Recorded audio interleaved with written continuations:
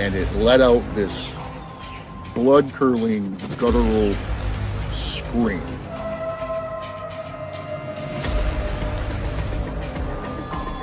On the side of the road, he sees a deer carcass and something eating on it, which he thought was a bear. And as the lights hit it, it stood up. And, like, this gives me chills talking about it. He said it stood up and it had the face of a man.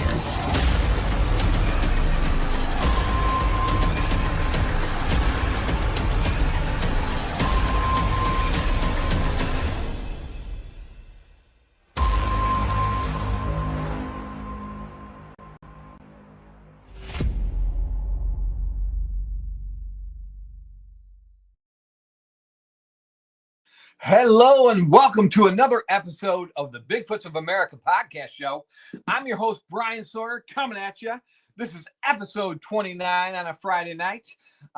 Tonight, I've got a couple of buddies of mine. When I first started this whole thing, these guys were right there giving me the information of their sightings and just totally supporting me.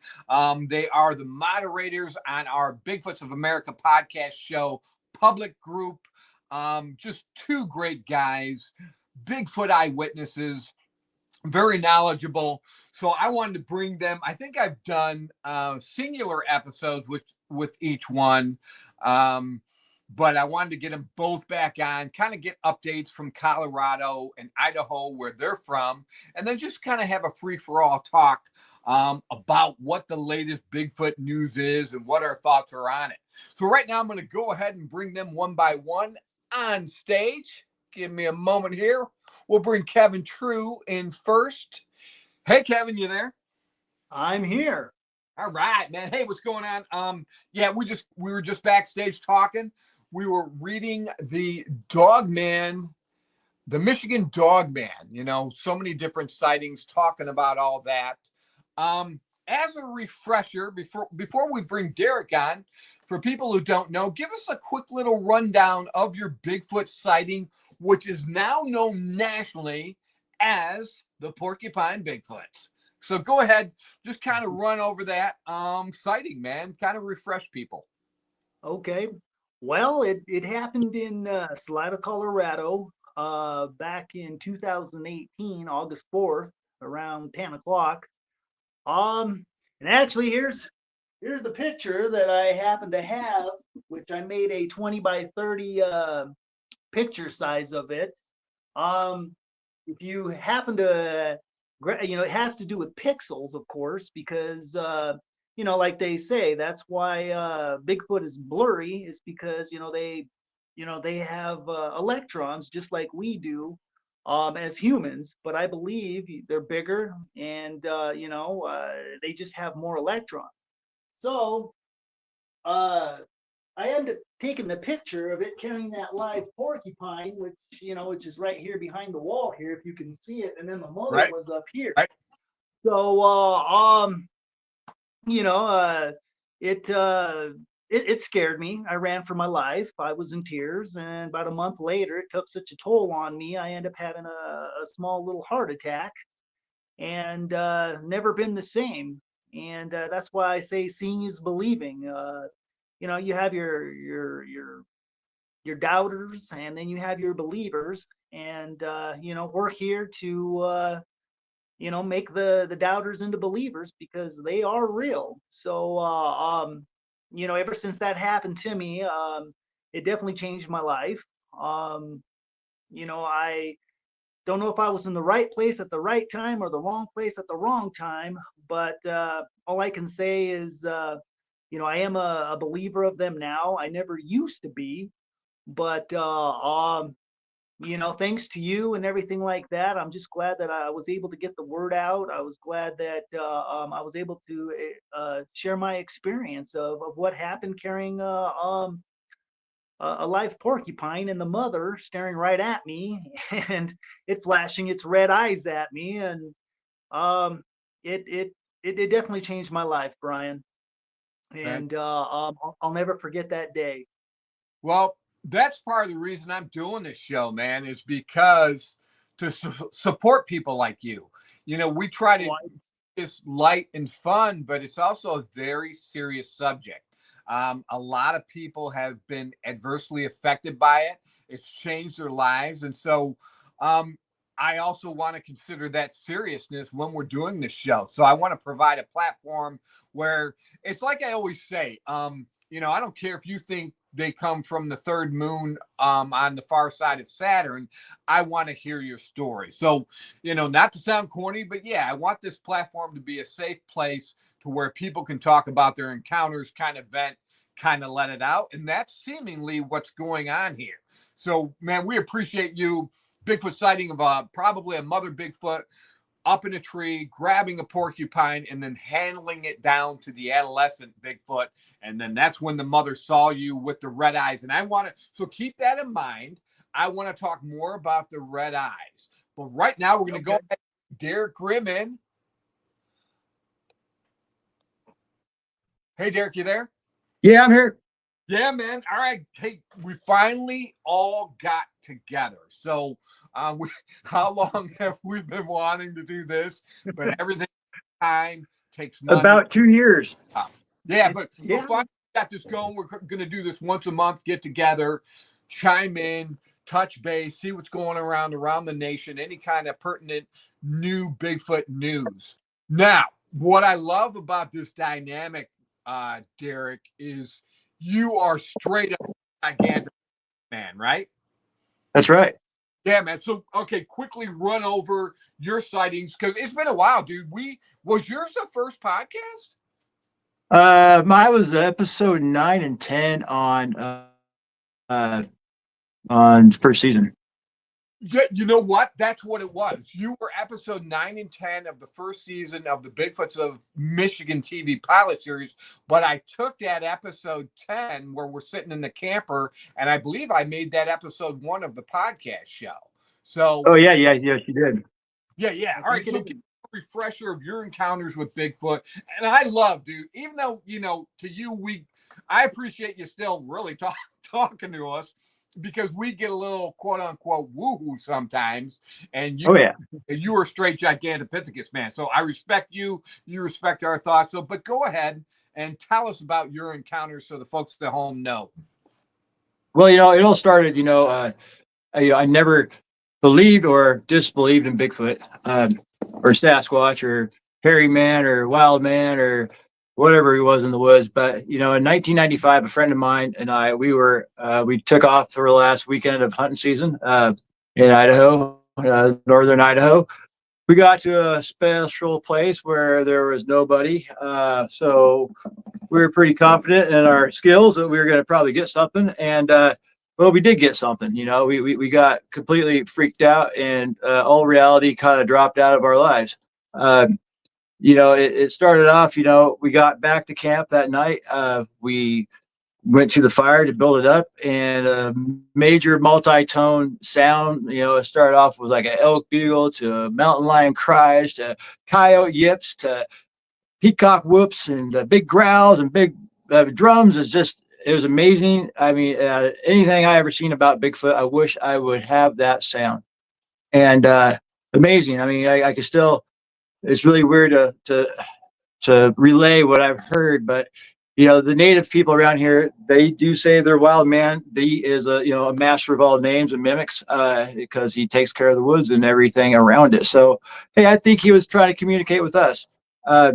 We never found him. He definitely found us for sure. That night he continued walking around our camp, breaking limbs, fabricating limbs right off of trees. There's too dry for any tracks. And it was a very cloudy, no moon night. And it was a real night of fright. It took, I told a couple people till maybe the first one laughed, and I just kind of shut up about it. And until about 3 years later, I just kind of did my own research, and I gave up everything and went on my own expedition, and got linked up with some people and learned about, more about what I heard, and realized that it's not, an uncommon thing around here. And there's some big time hot spots here. Just 20 miles from me. So I'm glad to be here and share my experiences. And there's a lot of stuff going on. And where is that? So the people at home know what area. Oh, I was out of the Three Bear area by Dorjack Lake. That was my first experience. Yeah. In Idaho, right? Yes. Okay, cool. Just want to clarify. You're from Idaho. I'm from Michigan. Kevin is from Colorado. And that's what this show's all about, is bringing information from across America together and talking about it. I wanted to ask Kevin about the red eyes. So I had talked about this before, but one of my, well, no, actually, two or three of my eyewitness, but one in particular had mentioned that when they saw the Sasquatch like they did in the evening into nighttime, it had self-illuminating eyes. I can't remember, Kevin, with your sighting, you've always pointed out the red eyes. Were those self-illuminating? Right. I mean, you were in the daytime though, or were they more reflective? What do you think? Do you remember? Oh my goodness, that was what, about 7, 8 years ago.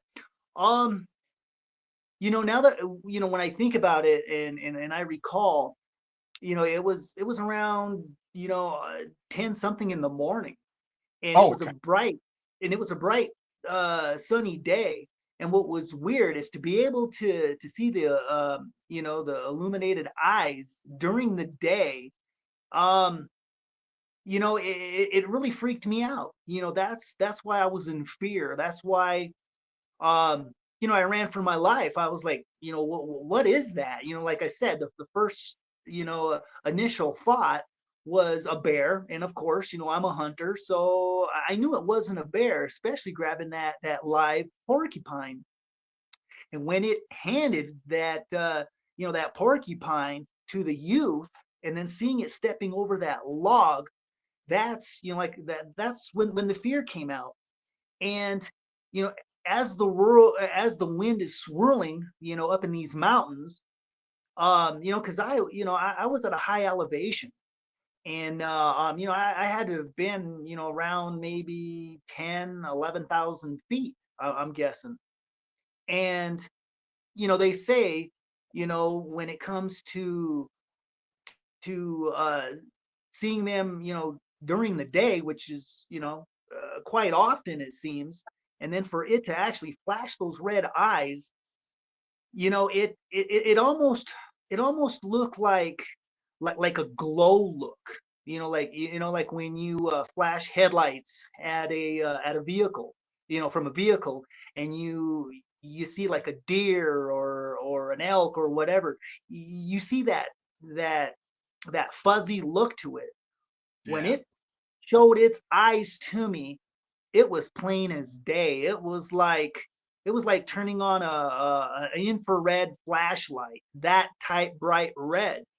And that's what really caught me off guard. And I think because I saw that is when my chest started hurting. And I ran for my life. And I'm like, something's not right, thinking, initially it was a gorilla. And I know there's no gorillas out in those woods. So so that's when I left. I came back, after being in tears because my brain could not function what I was looking at. So I get in my Jeep, head no more than a mile. And that's when I pulled over, and I'm like, you know what?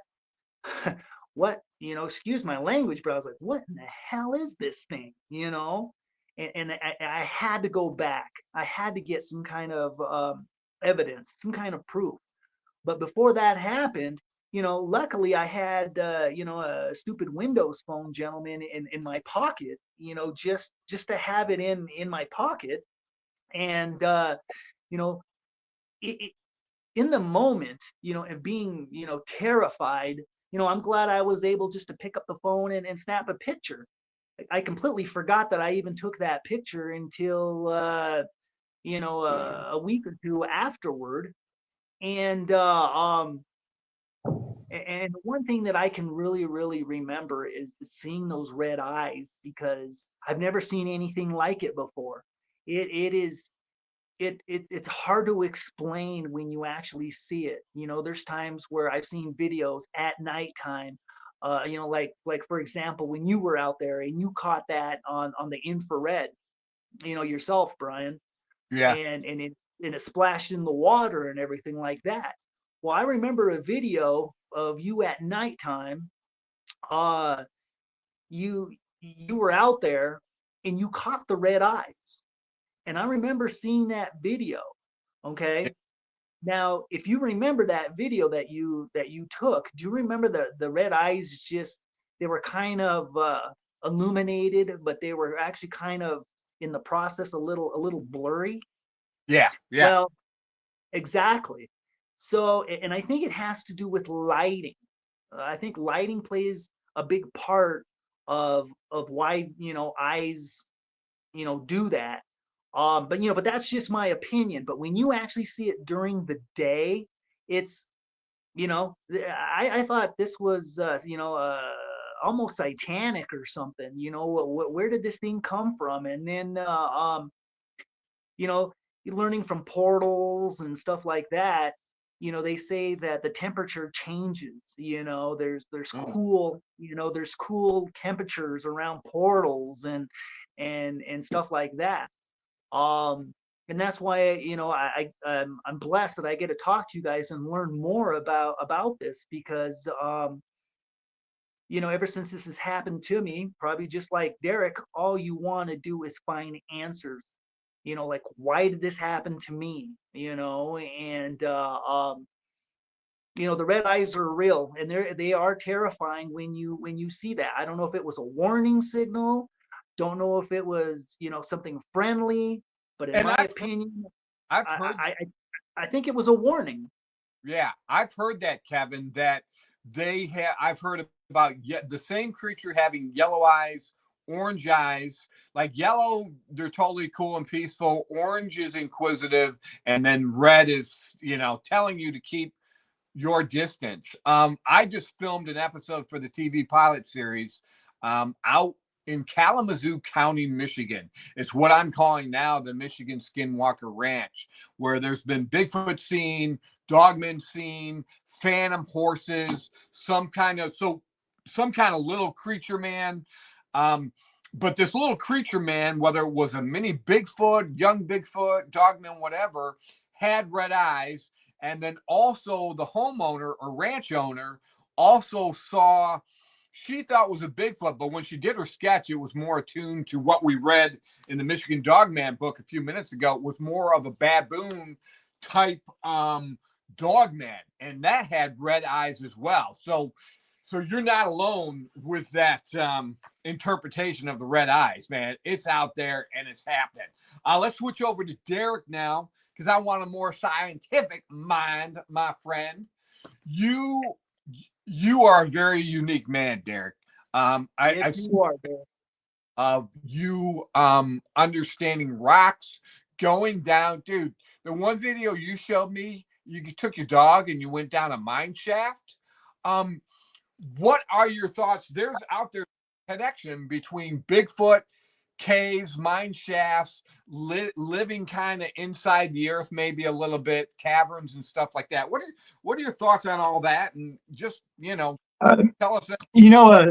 Caves. If you've ever been in a cave, they are black. There are absolutely no light. I mean, it is as black can get. And unless you have an IR lead for an eyeball, you're not going to see any more than whatever the power of the IR lead is. So in my opinions, caves, besides the light from the portal, they are dark. They are black. They are cool. They do maintain a common, a temperature that's anywhere between 48 and 53 degrees around here, anyways. And that's being even 1,500 feet back. But then again, it's black. I mean, it's so black, bats don't even go all the way back in there in cold. So in my and what I do know is the only thing that do go in caves is you have some salamanders, you got some bugs, you got mold, and you got some bats. Nothing that suggest that, anything can be in a cave. I mean, some people may say there's nests in caves, but if you ever been in an old mine, you have pack rats that will occupy like that first 100 feet. And they, depending on how long that nest has been established, that family or whatever, there could be a whole truckload of shit in that big pile. It's just, it's amazing what could all be in there. And there could be big limbs, small limbs, bark, anything they want to put in that nest, they can make it there. So yeah, the cave thing, mining shafts, I mean, I would have to think that, if you can't fly to get there, you ain't gonna live in there. Now, as far as odor and do they partially hibernate through the winter? Can they use these areas? I mean, hey, if they're like any other kind of animal that we know, they don't have sweat glands. They need a cool spot. That may be why they are at night, nocturnal most of the time. Sightings. If you're big, it takes lots of energy to run. And I mean, I'm 200 pounds, 6 foot, and I tell you, I could probably lose 10 pounds, but you sweat, and I'm only like 1/5 of the weight. And that's what's amazing. So you take in consideration of now, what about the odor? I mean, anything that has long hair, anything that can get wet, anything that can't really get dry. If they do hang out in shady places like caves, tunnels, whatever, you can produce odor there. But generally, I would think with your hair and maybe your diet, maybe they rub fecal on themselves. A dog will roll in crap to mess their own scent to go hunt, to make them a better predator, or maybe blend in, or maybe totally throw off whatever they're hunting as a different smell. And maybe they are like a skunk. Maybe they produce a smell through a gland that does make that warning. I would almost think that. I myself, I've never smelled Sasquatch. Some people say it smells like I just heard this the other day. It smelled like 20 bitch coyotes in heat, but all wet. And someone had thrown cigarette smoke all over him. And I don't really quite know what that smells like, but I know what a big, wet, dirty dog smells like. And that was right here locally. And back in, I think, 1968. I just heard this story here 2 days ago. So, I think a lot of this stuff, I mean, it could be just people being confused, people that are not used to the woods. There's always that air. I mean, woods are a pretty scary spot if you're not familiar with them. And then when you see something that's not supposed to exist, something that you don't really want to mess with, something that scares me to death. It could definitely put different variations on what they see and what they report. Awesome. Yeah, I'm sold on the fact of if there's any caverns. I've gotten reports from Alabama, Kentucky about the Bigfoot using the cave systems, North Carolina, and then there's even we presented a story, and I don't know where it came from, so work with me on this, but it was an old story from the Civil War where a Civil War veteran, they were in the war. He got injured and was taken care of by supposedly a Bigfoot family. And where the Bigfoot family nursed him back to health was on the side of a riverbank. Darrick, you've been out here to the Black River, and you can see how tall these riverbanks are. And then I've also talked to a guy by the name of Val Savala, and he has some more nefarious reports of bodies being found in caverns dug into the side of the riverbanks.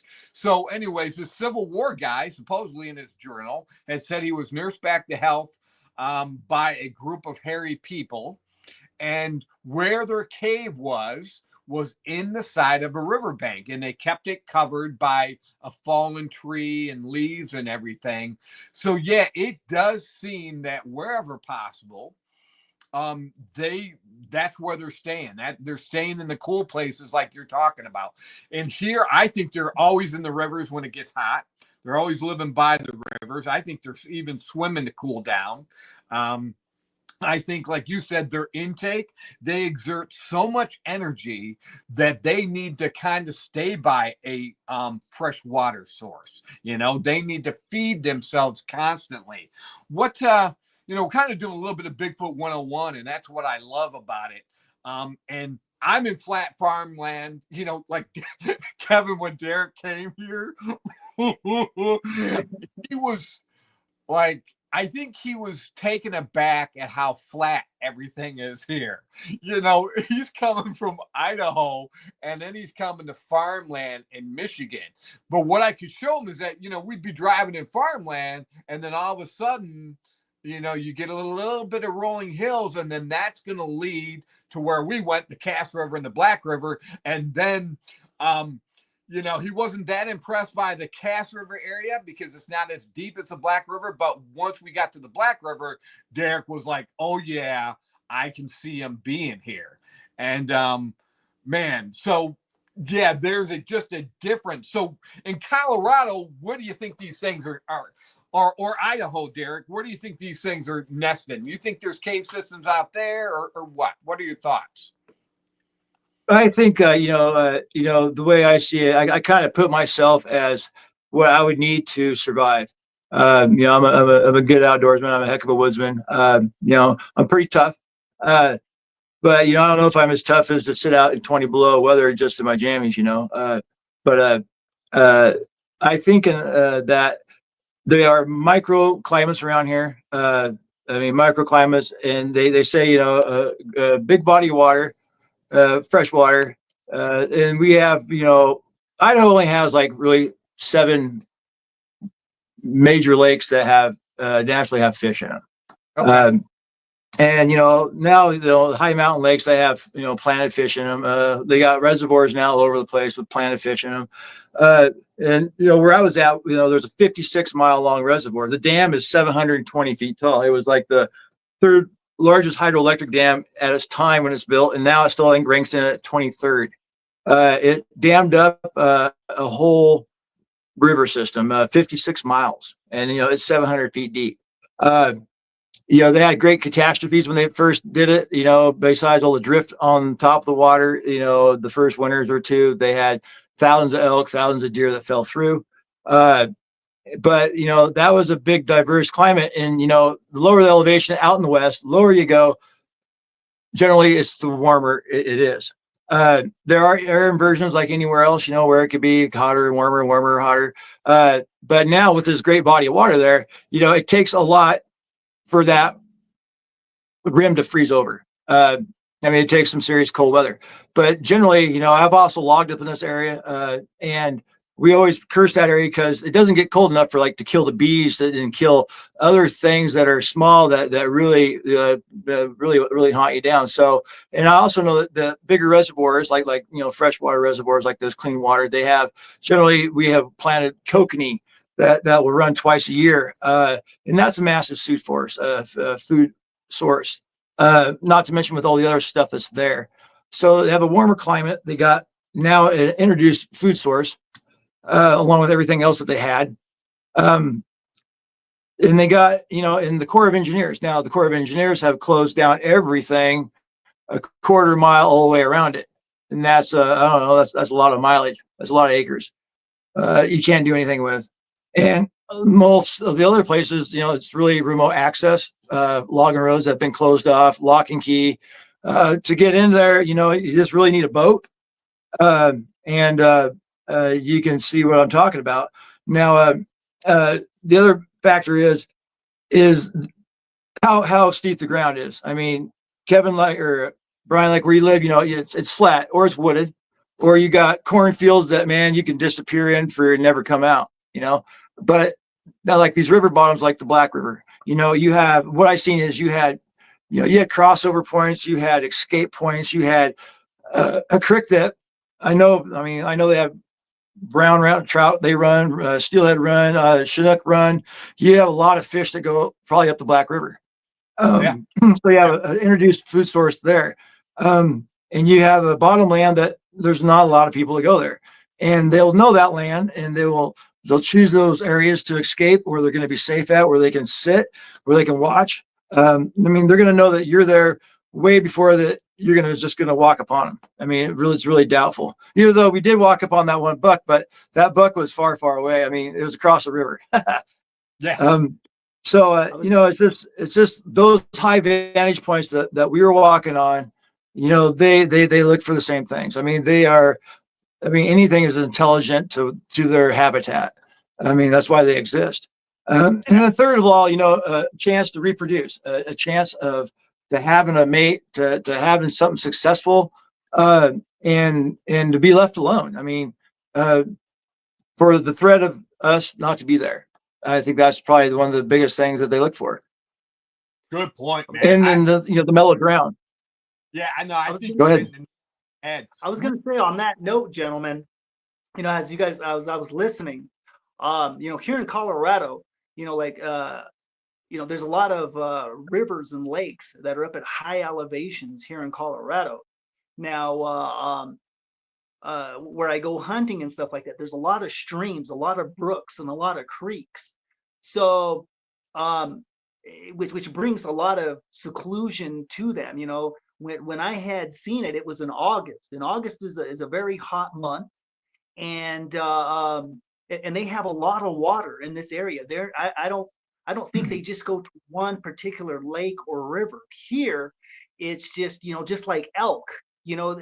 They can be anywhere because they have so much water source, and there's so many rivers. With trout, brook trout, and stuff like that, which we know that they love. But back to when you guys, we were talking about the stench.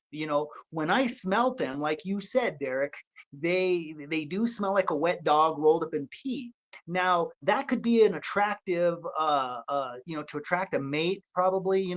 Maybe they pee on themselves. It's kind of like their cologne. So almost like what elk and deer do. Like you said, the glands and everything else. But here in Colorado, there's so many escape routes that they can take, and it's usually, in my opinion, a 5-mile radius of where they hang out. It's just really easy for them to find access to food and water here, especially up in these mountains. I mean, it's how they survive during the summer. They're huge. They're massive. So they're definitely going to need to be around water sources. And I think that's why sightings here in Colorado are a lot harder, because they have so much like I said, water resources, food resources, a lot of animals to hunt. Well, like they say, all life follows a water source. It does. Yep. I mean, berries to birds to everything goes to water. Exactly, and that's why they have their, like you were saying in Idaho and Colorado. They're pretty much the same, and like we talked about, it's all about finding that entrance and finding that exit route where they seem to hang out, and I think that's why a lot of researchers and a lot of people have difficulty pinpointing, where these particular Bigfoots are at, unless we actually come across, their footprints. And and also like in Brian's case, like in Michigan, I did mention like all the meat source, like all the fish and all that stuff, and of course the game. I mean, the game's crazy. I mean, how many, Brian, is it like 60,000 deer get or cars get wrecked just because of deer every year in Michigan? Oh, and it's ridiculous. And one of the reasons the deer are so big here is because of the crops. The deer live off of the corn, off of the soybeans, off of the wheat, whatever we're planting here. They are, I'm not saying they're as big as a horse, but they're half the size. You know, when I drive down the road in my car, I just hit one the other day. You know, its back is above the hood of my car, so they're bigger than a large dog, without a doubt. And having a deer eating, living off a deer, especially through the wintertime here in Michigan, you know, that's a lot of protein coming out of that deer. So, yeah. Oh yeah. Man. Well, even still, you know, it's like you know, they say it's precipitation, it goes with vegetation, and that goes with soil. And you have the soil to grow those crops, and you know, you have all the best factors there, and that's why I'm saying here in microclimates here in Washington, Oregon, or Idaho. I mean, I'm right here. I'm like within 3 states of like you know, 30 minutes. So you know, we have, you know, areas that are really crummy for precip. We got areas that are really crummy for soil. We're crummy for vegetation. But when you get all those things matched up in land that's not so harsh, you know, it doesn't need to be wilderness. It doesn't need to be way out there in the middle of nowhere. You know, man has made it easy for a lot of these animals to live and to get out of these actually are.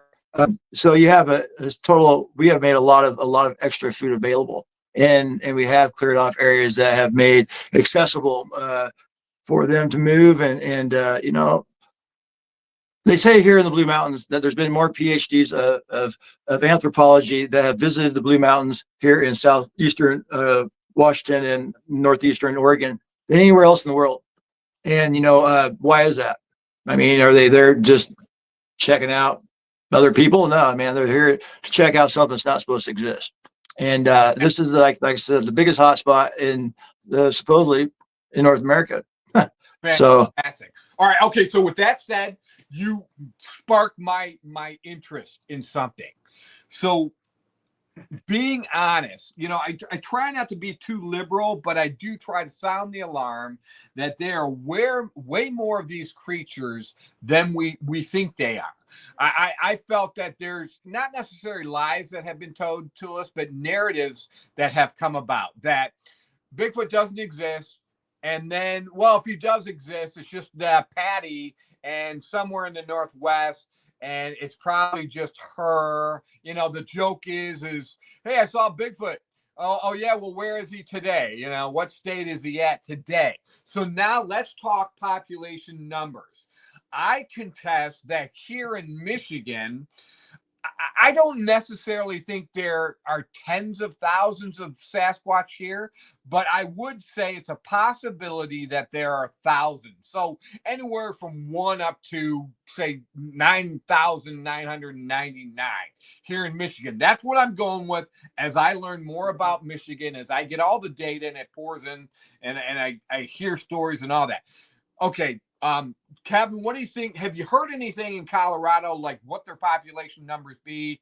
And then we'll talk about Idaho, and then we're talking about maybe U.S. or North America, because holy crap, you throw in Canada. How many of these things are living in North America? Let's talk about that.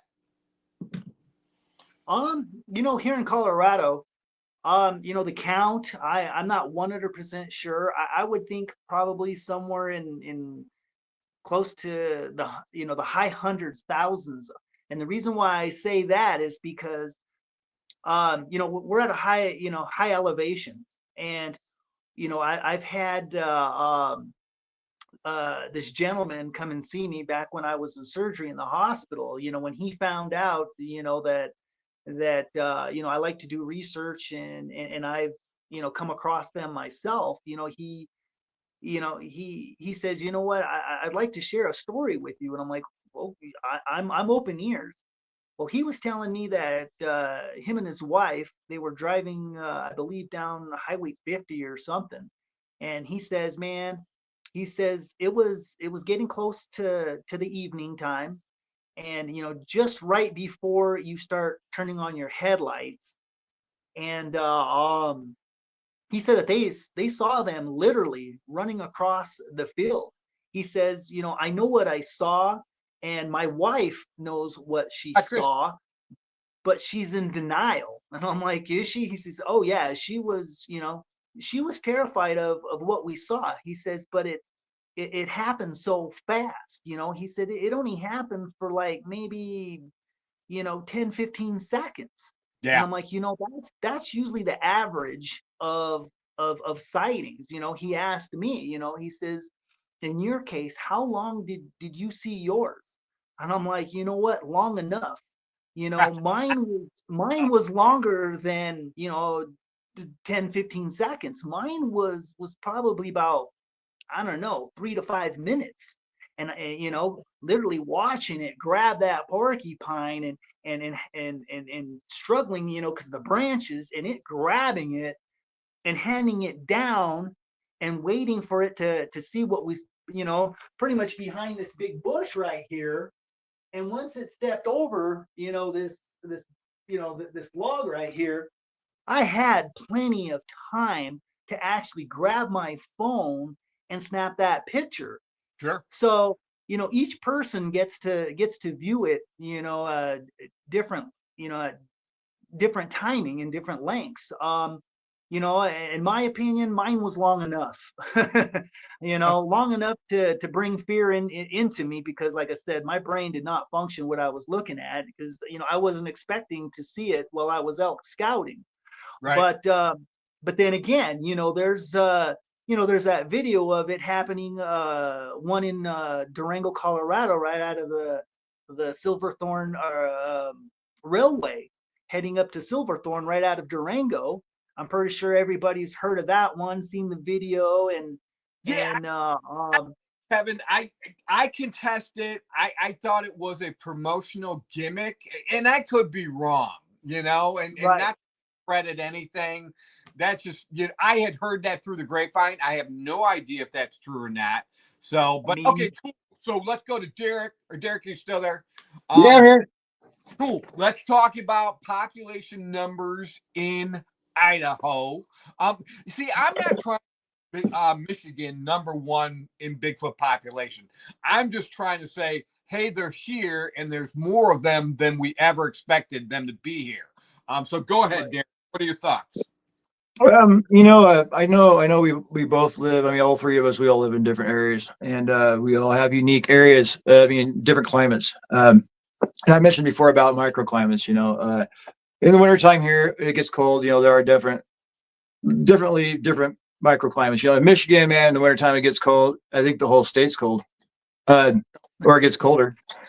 And Kevin, I'm sure you have, you got the 14,000 foot high mountains to, I don't know what the lowest elevation is in Colorado, but you're pretty south in latitude. So I know it takes a really high elevation to keep snow around.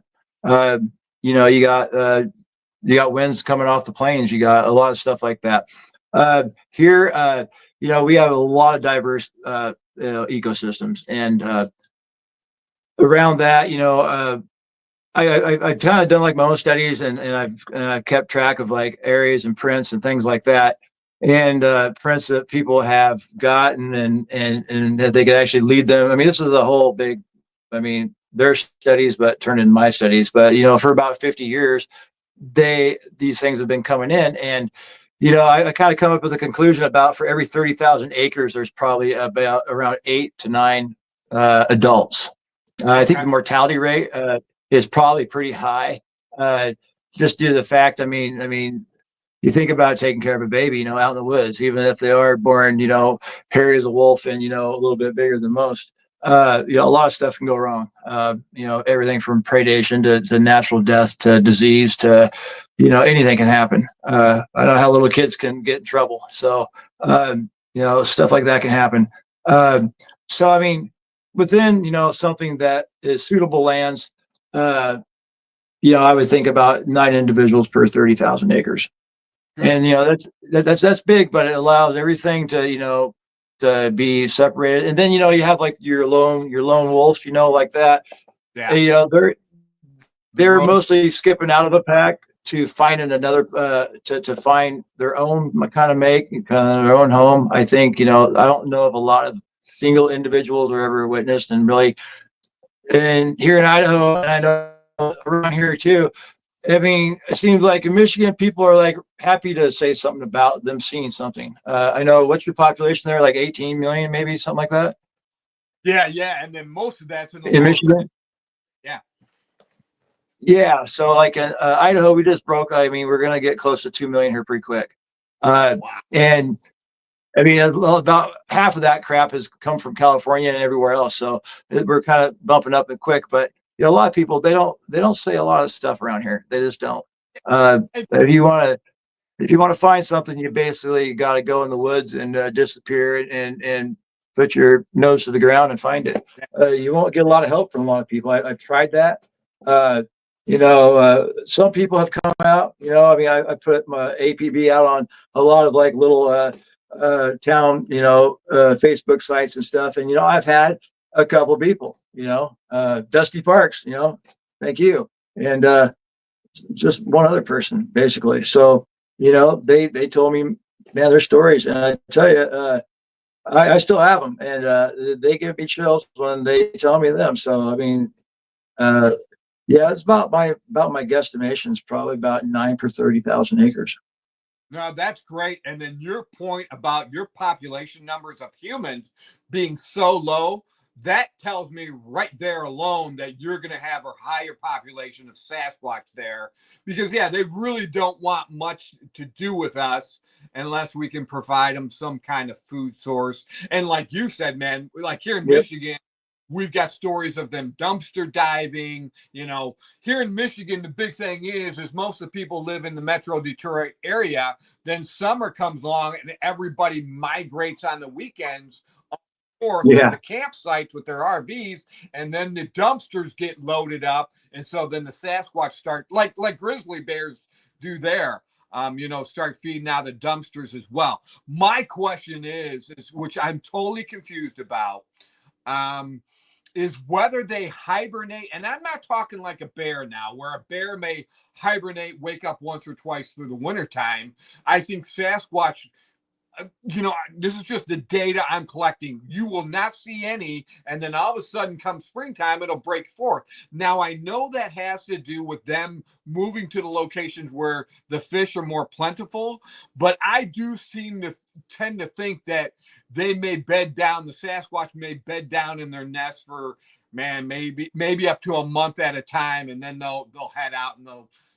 I just believe there's some sort of hibernation. I don't care if it's a few days long, where we'll sleep at most 12 hours a day.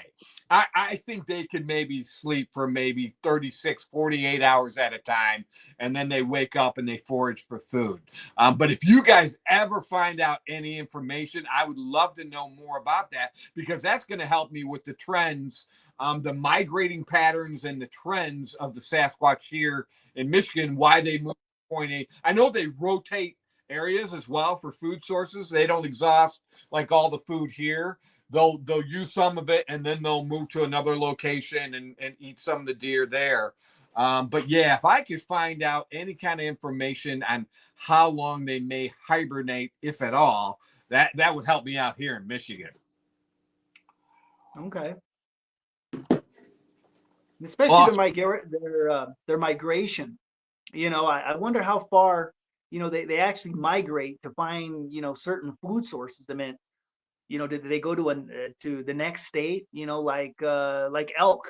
They'll travel for hundreds upon hundreds of miles to migrate to find plenishable fields and mountains that have that mossy like type wet grass, and because they like to stay cool. When you're a big animal, you got to have that water, you got to have that food source, and you got to have that escape route to survive. So that's one thing that I'm interested in learning more is, do Bigfoot actually do they migrate, or or do they stay around in particular areas to hunt for their food? And how long do they stay, or do they decide just wait for a certain time to go through a portal, or whatever it may be? But I believe that they need to stay in a cool climate in a way. If not, they need to have that fresh water. Yeah, for sure. All right. I know, the one report I got, a friend of mine, gal up in Minnesota, her mobile home was actually on, and they talked about her encounter. Well, it's funny on what's the Bigfoot show that started all this? Finding Bigfoot. So there's an episode on there where an operator of a vehicle car driving by saw a Bigfoot looking in a mobile home window. Well, I talked to the owner of that mobile home, and she's like, she was upset at first because they didn't ask her permission to film the episode, blah, blah, blah. And then she went on to tell me, she said, they're making a big deal about this gal passing by in a car, seeing a Bigfoot looking in my window. Well, I know about these Bigfoot, and they come through the same time every year. They go back and forth from Canada and then back through Minnesota at different times of the year. So with that alone, that tells you some of them migrate, Oh, Well, I know here, like in Idaho, in Idaho, I mean, we're in the Pacific Northwest. I mean, we get precip in the wintertime. Sometimes, for like maybe a month or January, sometimes a little dry. Maybe it's February, it's a little dry. It kind of jumps back and forth. But we get a lot of precip and elevation. Idaho, safely up here above the Salmon River, north of the Salmon River. You're looking at elevations of maximum of like 9,000 feet to and as low as Lewiston is like 600 feet. So there is no Bigfoot in Lewiston. I don't have to worry about that. But we have mountains that head right up out of the river valleys, and they'll go into deep 10 feet of snow in the wintertime. Really nothing. Anything that hangs out in 10 feet of snow in the wintertime is probably under the snow, it's hibernating, or it's dead. And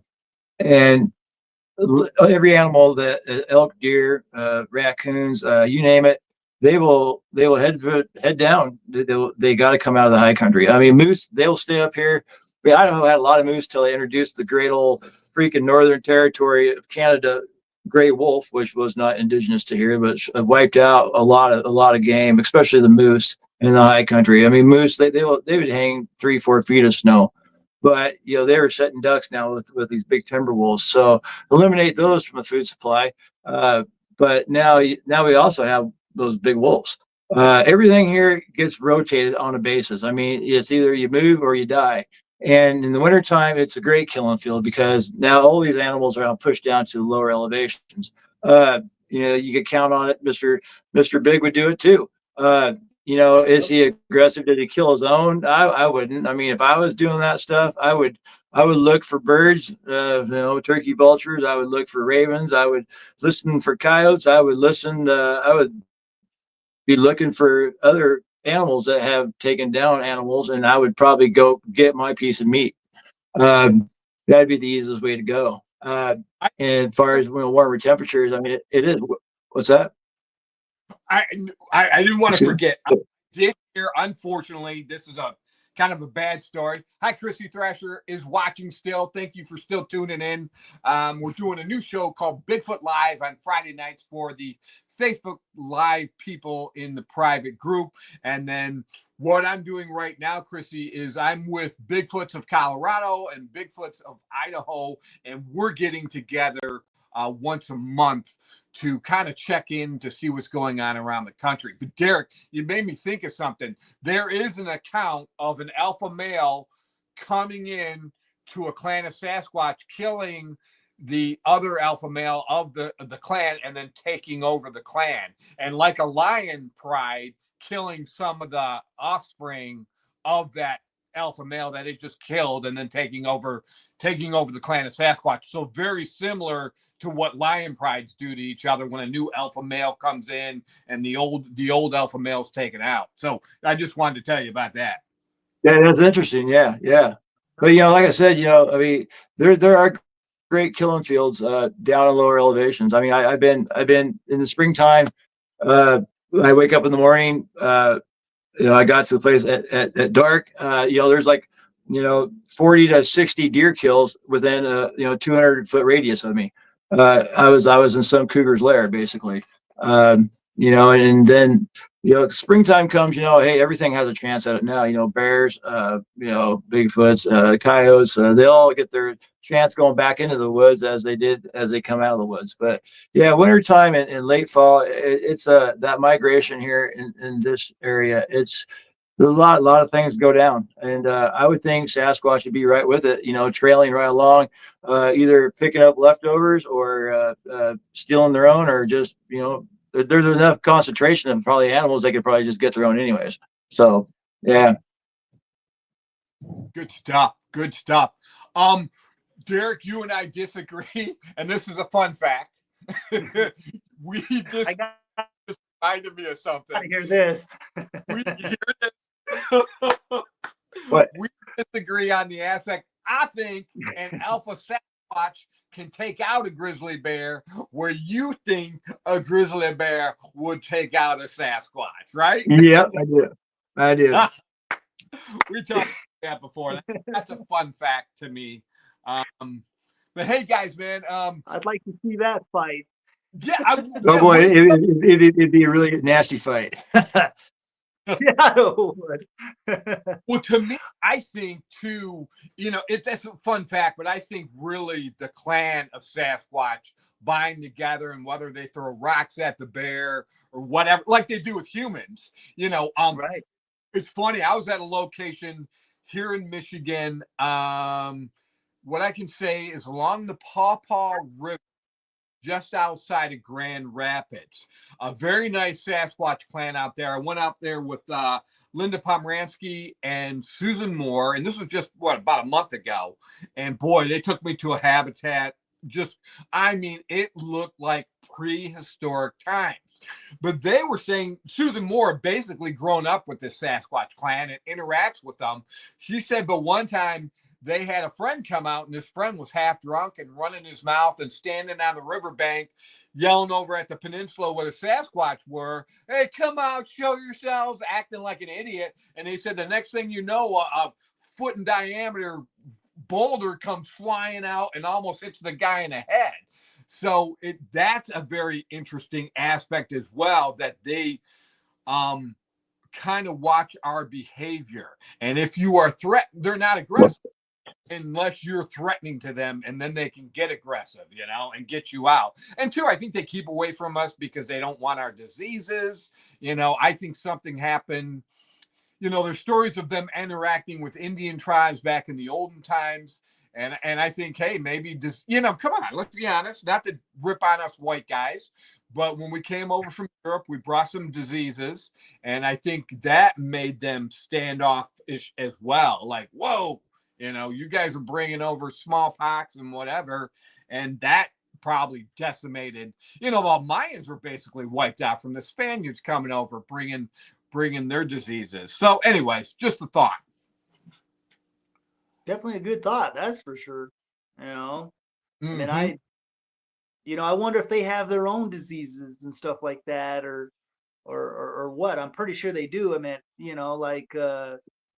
like deer, they have the swirling disease, or no, that's the fish, but I can't think of it now. But a lot of deer, here in Colorado, in different units. I think it's called blue tongue. That's like one of them. Yeah, that's one of them. And that's why there's no hunting in certain areas, because the deer, they can have certain diseases. So yeah, tuberculosis, they can have that too. Oh wow. Right. Yeah. So and that's why you see these dead animals, that are on the side of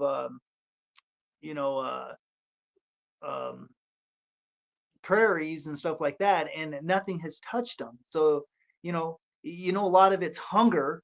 So I wonder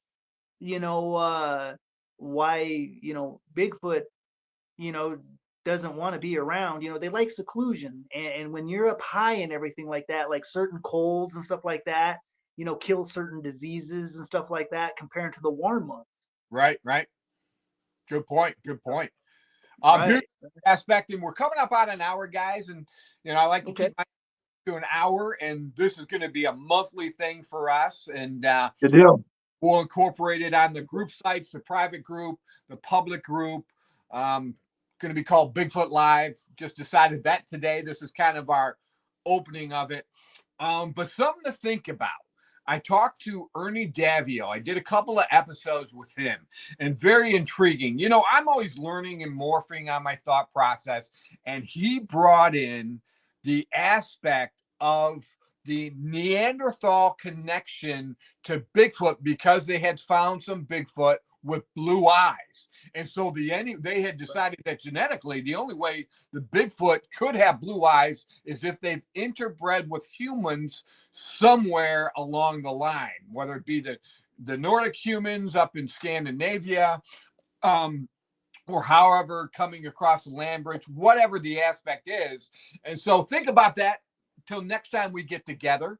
The possibility of interbreeding with humans, I think that'll be a fun topic. And so to me, that brings in different colors. Here in Michigan, I have reported, even in the thumb of Michigan where I'm at, I've heard of black Sasquatch, brown Sasquatch, gray Sasquatch.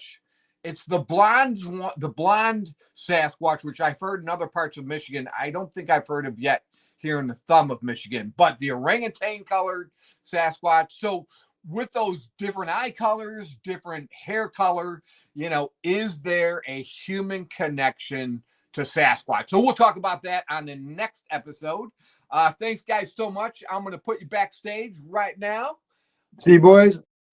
It was good talking to you, gentlemen, man. Can't wait You to bet. talk to you, gentlemen, again. Again. Go ahead real quickly. If anybody wants to follow you on Facebook, I always forget this. I'm getting better at it. But if anybody wants to follow you on Facebook or contact you, let's start with Darrick.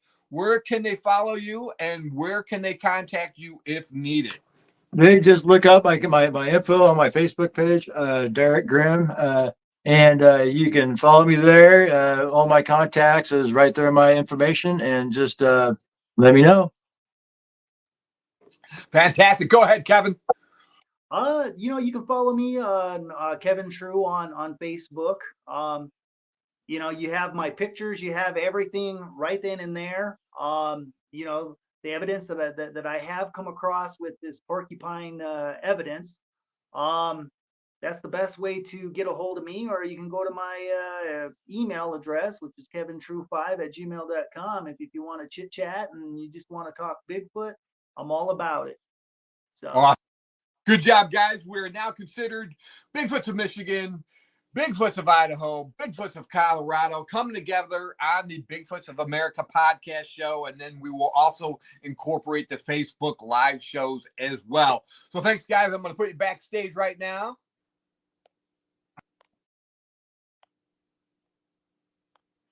Hey, everybody. Thanks for tuning in to episode 29 of the Bigfoots of America podcast show, where we are a work in progress, but we're going to be collecting data nationwide, talking about recent sightings throughout the nations, talking about what's going on in our own states, what the most relevant sightings are, and just information. This is a evolution of thinking. You know, I go back and forth whether these are interdimensional beings, or some of them are just Gigantopithecus like, or like I brought up today, whether they are connected to the Neanderthal humanoids in times past. So as always, thanks for tuning in, and stay tuned for more of the Bigfoots of America podcast show.